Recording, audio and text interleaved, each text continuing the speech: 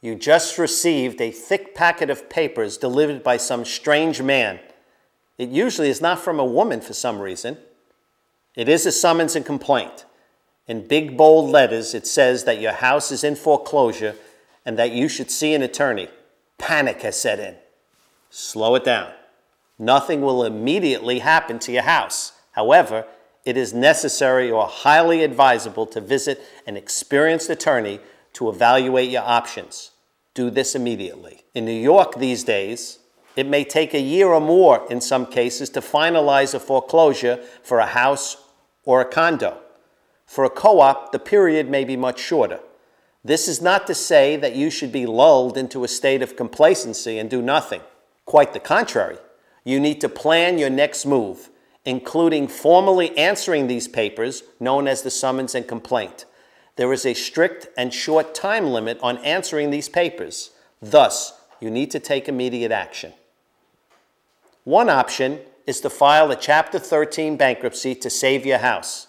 In a traditional Chapter 13 bankruptcy, you need to repay your bank lender, that is, repay the entire amount of the delinquency arrears, including the mortgage payment, the late fees, attorney's fees, and any other reasonable costs and disbursements incurred by the bank. With a condo or co-op, you will also need to repay the entire maintenance arrears, if there are any.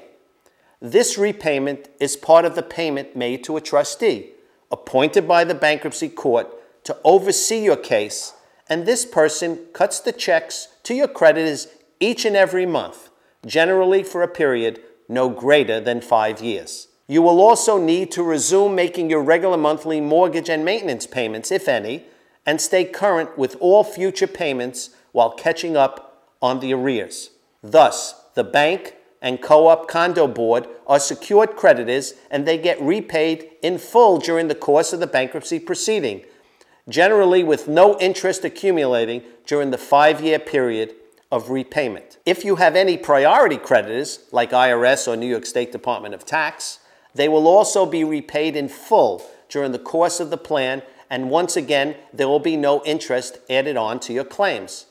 However, your general unsecured creditors, like the credit card debts, may receive only a small portion of the monies owed to them. Thus, it is conceivable that the plan calls for repayment in full of $20,000 of mortgage arrears to the bank, repayment in full of $5,000 to IRS to handle a recent tax claim, but only $1,000 to pay off $50,000 of credit card debts. This would be considered a 2% plan based on the percentage paid to general unsecured creditors. It is never the same for every person. It can be a 1% plan or a 100% plan. It all depends on the individual circumstances. The question you may be asking is, how do you know what you will be paying back? An experienced attorney is generally needed to prepare a plan that complies with the bankruptcy rules, yet provides for the least amount of money that is required for repayment. The two areas of focus will be how much disposable income is available. A review of the earlier videos concerning the income and expense schedules and the means test may be in order. In addition, you need to look at the value of your non-exempt assets in a hypothetical sale of your property. Remember, I said hypothetical.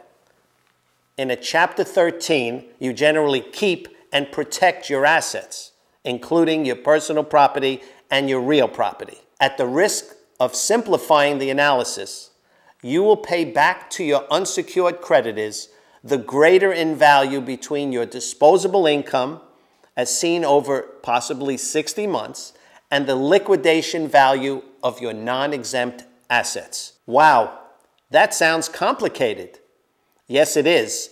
You really need an experienced attorney who devotes substantially all of his or her practice to this work to evaluate your unique set of facts. Good luck in your search.